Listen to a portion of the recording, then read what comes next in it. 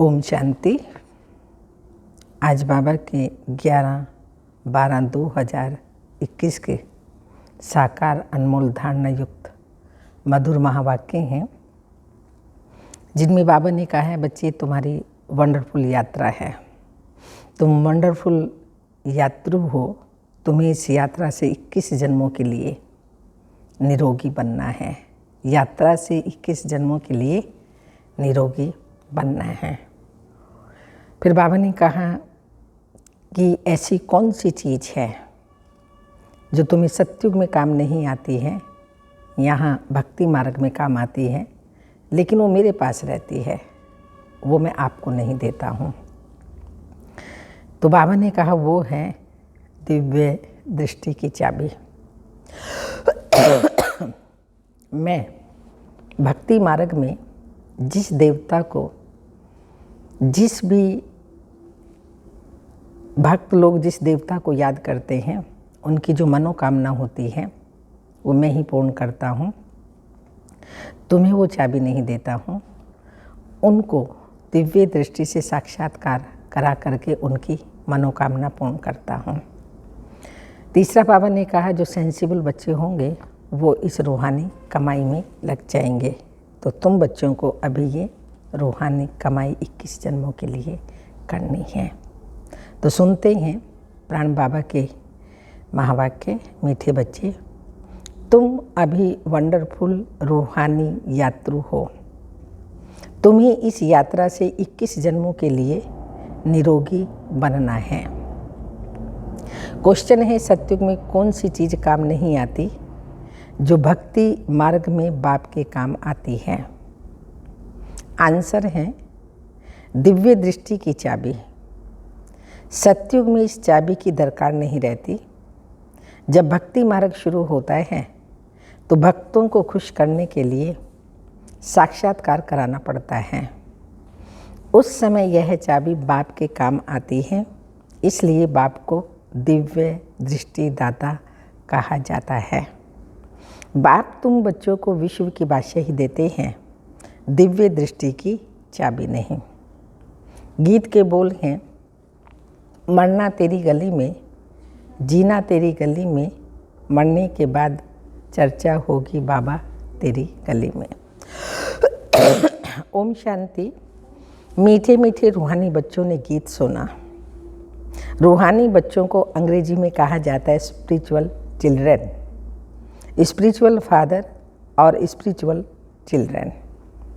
अब यह तो रूहानी बच्चे जानते हैं कि हम आत्माओं को वहाँ शरीर तो नहीं है, इसलिए वहाँ कोई रूह ध्यान हो नहीं सकती। रूह से रूह ध्यान अर्थात वार्तालाप तब हो जब दोनों को शरीर हो। आत्माओं को यहाँ तो अपना अपना शरीर है, बाकी जो नॉलेजफुल रूहानी बाप है उनको अपना शरीर नहीं है, वह है ही निराकार।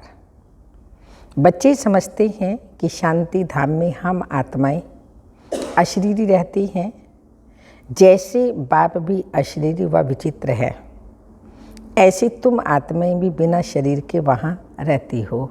परम धाम में बिना शरीर के रहते हैं, ये समझने की बात है।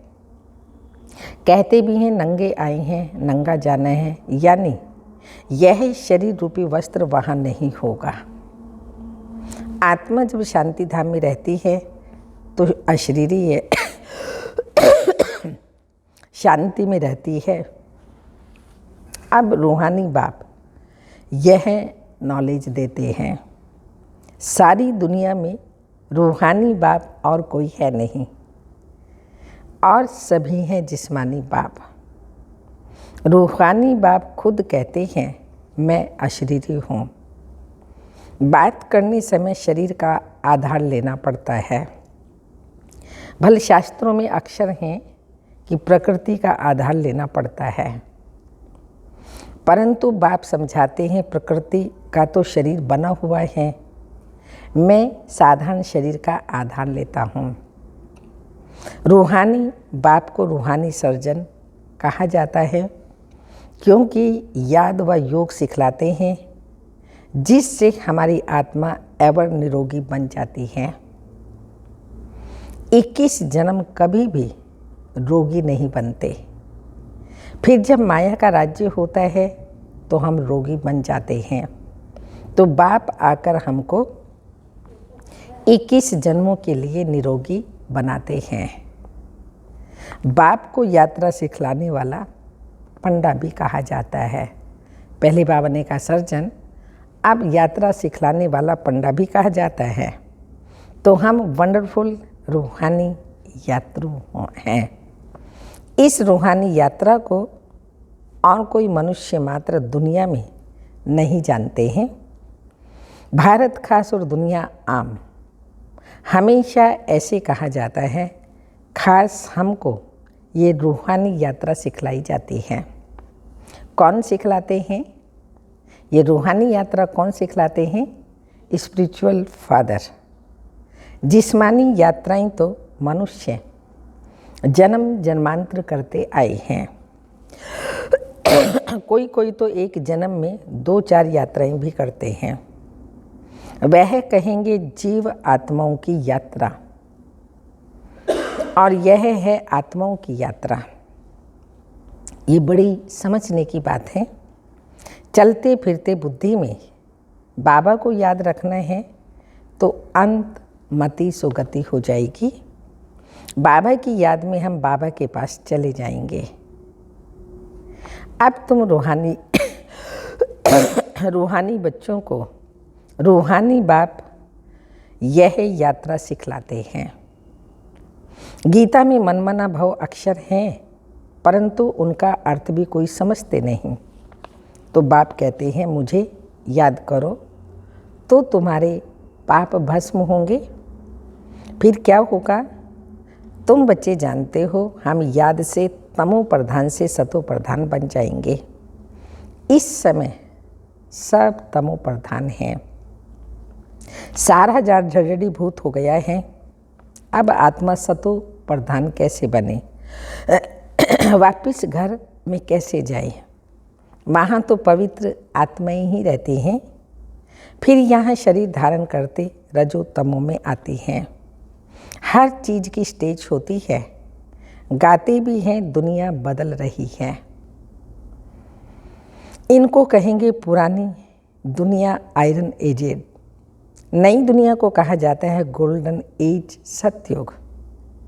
अब बच्चों की बुद्धि में ये होना चाहिए, जब सतयुग था तो आदि सनातन देवी देवता धर्म था। अभी वह धर्म नहीं है। डीटिज्म, इस्लामिज्म, बुद्धिज्म, क्रिश्चियनिज्म आदि आदि ये मुख्य हैं। 4 धर्म मुख्य हैं। युगों पर भी समझाया है कि मुख्य 4 युग हैं। बाकी ये ब्राह्मणों का संगम युग है, गुप्त। परमपिता परमात्मा ही आकर ब्राह्मण देवता क्षत्रिय धर्म स्थापन करते हैं। यह सब बातें बच्चों को याद रखनी है और अपना बुद्धि योग बाप के साथ रखना है। मूल बात ही है विक्रमाजीत बनने की। बरोबर हम सतो प्रधान थे, पवित्र थे। असल में 24 कैरेट सोना थे।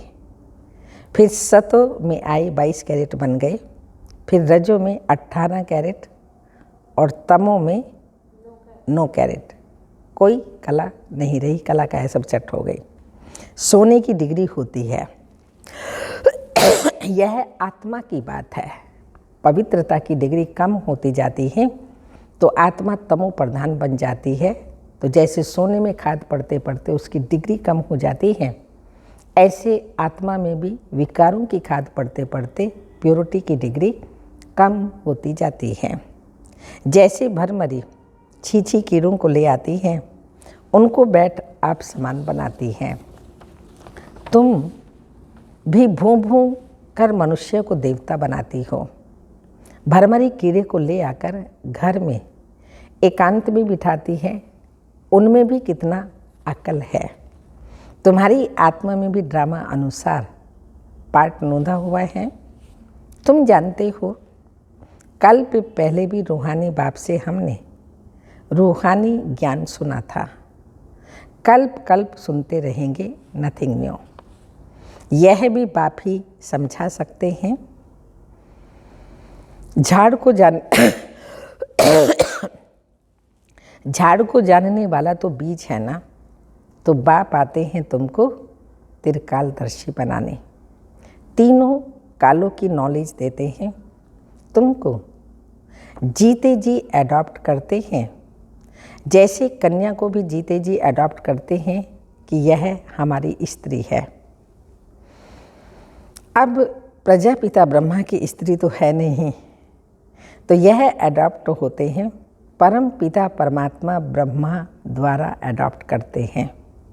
तुम भी कहते हो ये हमारा बाबा है, परम पिता परमात्मा बाप भी कहते हैं तुम मेरे बच्चे हो। यह शिव बाबा रूहानी, प्रजापिता ब्रह्मा दादा है जिस्मानी। रूहानी बाप जब तक शरीर में ना आए तो नॉलेज कैसे सुनाए? तो परम पिता परमात्मा को ही नॉलेज फुल कहा जाता है। कोई भी प्रकार की नॉलेज हमेशा आत्मा में ही रहती है। जिस्मानी नॉलेज भी आत्मा ही पढ़ती है ना, परंतु तमो प्रधान होने के कारण आत्म अभिमानी कोई रहता नहीं है। आत्म अभिमानी तुम अभी बनते हो। सतयुग में यह बातें नहीं समझाई जाएंगी।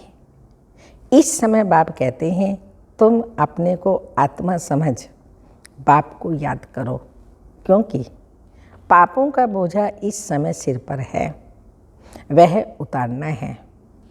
बाप को बुलाते भी इस समय है कि आकर पतितों को पावन बनाओ। आत्मा ही इम्प्योर तमो प्रधान बनी है, इसलिए बाप को याद करती है।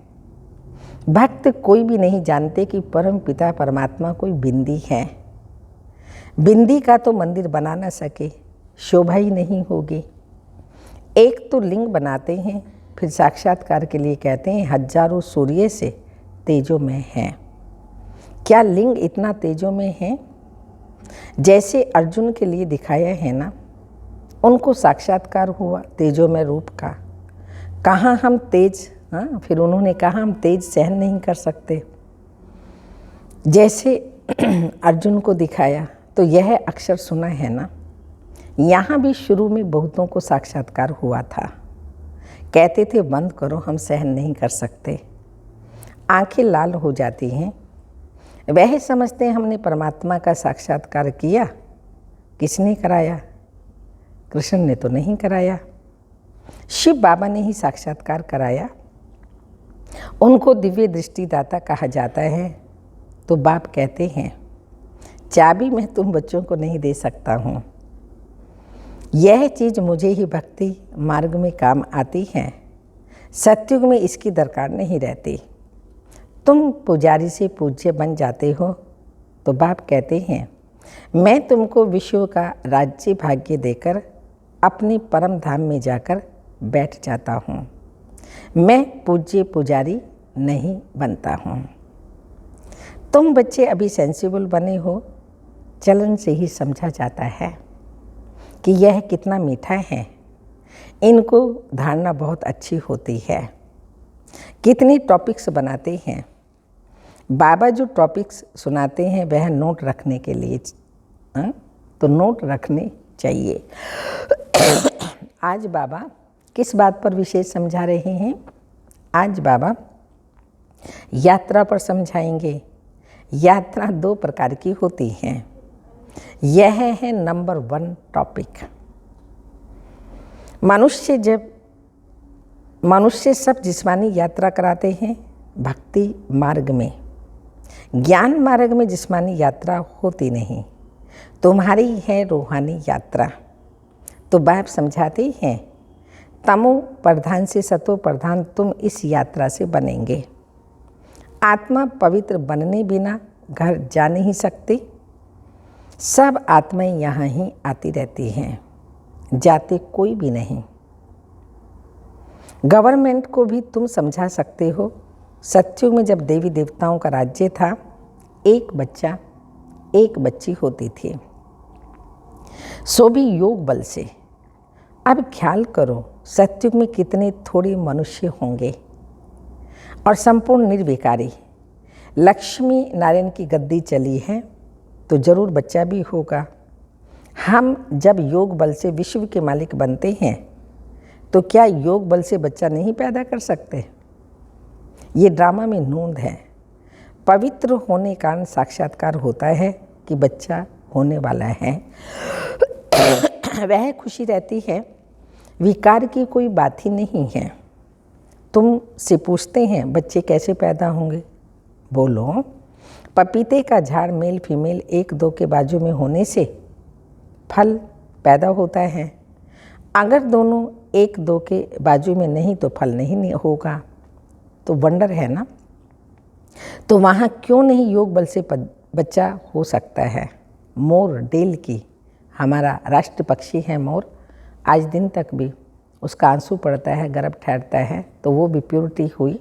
तो अभी तक भी वो प्योरिटी कायम है। तो सतयुग में योग बल से बच्चे पैदा क्यों नहीं होंगे? तो मोर डेल का भी मिसाल है। उनको कहा जाता है नेशनल बर्ड। प्रेम के आंसू से गर्भ हो जाता है। ये विकार नहीं हुआ ना। यह भारत शिवालय था, शिव बाबा ने बनाया था।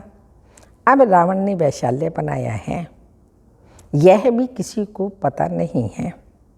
शिव जयंती तो मनाते हैं, रावण जयंती कहाँ है? रावण का तो किसी को पता ही नहीं है। उनको बनाकर फिर दशहरे के दिन मार डालते हैं। तुम बच्चे जानते हो रावण 5 विकारों को इन फटाकों आदि से नहीं जलाना है। योग बल से उन पर विजय पानी है, जो योग बाबा ही आकर के सिखलाते हैं। कहते हैं योगी भव होली भव। गीता में भी अक्षर है मन मना भव, मुझे याद करो। इस यात्रा से ही तुम शांति धाम में चले जाएंगे, फिर अमर लोक में आ जाएंगे। मनुष्य यात्रा पर जाते हैं तो पवित्र रहते हैं। काशी में जाने वाले पवित्र रहते हैं, परंतु काशी में रहने वाले कोई पवित्र नहीं रहते हैं। यहाँ रावण राज्य है, पतितों का व्यवहार पतितों से, वहाँ है ही पावन का व्यवहार पावन से। फिर भी नीचे तो उतरना ही है। तो बाबा ने समझाया है, आधा कल्प है दिन, आधा कल्प है रात। यह भी ब्राह्मणों की बात है। ब्राह्मण ही फिर देवता बनते हैं। नई दुनिया में लक्ष्मी नारायण कहाँ से आए? यह कोई लड़ाई तो नहीं की, इन्होंने कोई लड़ाई तो नहीं की। महाभारत लड़ाई दिखाते हैं, फिर उनकी रिजल्ट तो कुछ भी दिखाते नहीं हैं। कहते हैं 5 पांडव थे। तुम कितने पांडव हो? तुम हो रूहानी पंडे। जानते हो अब सबको वापस जाना है। बाबा आते ही हैं सबको ले जाने। वह है सुप्रीम पंडा अथवा गाइड और लिबरेटर।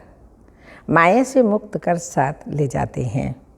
साथ में ले जाने वाला गाइड तो जरूर चाहिए ना। ये बातें बुद्धि में अच्छी रीति याद रहनी चाहिए। वह शास्त्र तो छपे हुए होते हैं, कोई भी जाकर पढ़ सकते हैं। ये ज्ञान तो बाबा ही देते हैं। फिर शास्त्र पढ़ने की बात ही नहीं, बाप से सुनकर धारणा करनी है। नंबर 1 है याद की यात्रा, उनसे ही पवित्र बनेंगे। हिस्ट्री ज्योग्राफी तो कोई भी समझा न सके, यात्रा में बहुत कच्चे हैं। याद में ही विघ्न पड़ेंगे।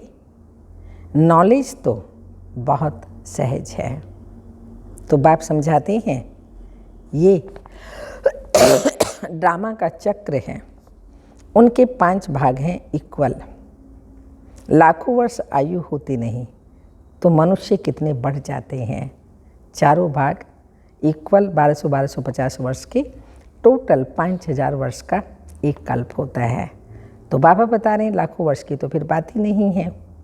गवर्नमेंट भी कितना कहेगी कि बर्थ ना हो, ये तो बाप का काम है।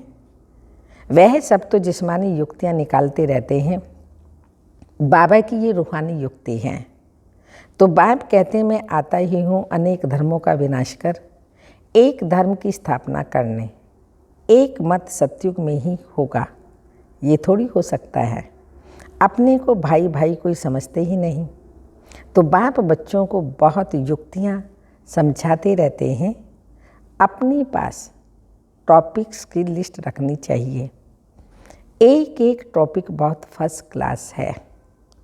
बाबा कहते हैं तुम बच्चों को जास्ती टांटा नहीं करनी है, सिर्फ कहना है। शिव बाबा कहते हैं सब आत्माओं का बाप मैं परम आत्मा हूँ, मुझे ही भगवान कहा जाता है। कोई मनुष्य को भगवान नहीं कह सकते। रूहानी यात्रा और जिस्मानी यात्रा की टॉपिक बहुत अच्छी है। जिस्मानी यात्रा मृत्युलोक में होती है और यह है मृत्युलोक, वह है अमरलोक। तुम बच्चे कल्प कल्प बाप के साथ मददगार बनते हो। मृत्युलोक को अमरलोक बनाने के लिए बच्चे बाबा के साथ कल्प कल्प मददगार बनते हैं। इसलिए तुम हो रूहानी स्वीट चिल्ड्रन। बाबा बच्चों को कह रहे रूहानी स्वीट चिल्ड्रन। अच्छा मीठे मीठे सिक्की लदे बच्चों प्रति माता पिता बाप दादा का याद प्यार, गुड मॉर्निंग, डायमंड मॉर्निंग। रूहानी बाप की रूहानी बच्चों को नमस्ते। हम रूहानी बच्चों की रूहानी माता पिता बाप दादा को याद प्यार, गुड मॉर्निंग, डायमंड मॉर्निंग, ओम नमस्ते। धारणा के लिए मुख्य सार है खुद सेंसिबल बनकर दूसरों को भी बनाना है। अपनी चलन बहुत रॉयल और मीठी रखनी है। दूसरा है रूहानी यात्रा पर तत्पर रहना है। अपने आप से अपने आप अच्छी टॉपिक्स नोट रखनी है। एक एक टॉपिक पर विचार सागर मंथन करना है। वरदान है अंतर स्वरूप में स्थित रहे। अंतर माना आत्मा जो अंतर में है, अपने व बाप के गुप्त रूप को प्रत्यक्ष करने वाले सच्चे स्नेही भाव। जो बच्चे सदा अंतर में स्थित अथवा अंतर स्वरूप में स्थित रहे, अंतर्मुखी रहते हैं, वे कभी किसी बात में लिप्त नहीं हो सकते। पुरानी दुनिया संबंध संपत्ति पदार्थ जो अल्पकाल और दिखावा मात्र है, उनसे धोखा नहीं खा सकते। अंतर स्वरूप की स्थिति में रहने से स्वयं का शक्ति स्वरूप जो गुप्त है वह प्रत्यक्ष हो जाता है और इसी स्वरूप से बाप की प्रत्यक्षता होती है। तो ऐसा श्रेष्ठ कर्तव्य करने वाले ही सच्चे स्नेही हैं। स्लोगन है निश्चय और जन्मसिद्ध अधिकार की शान में रहो।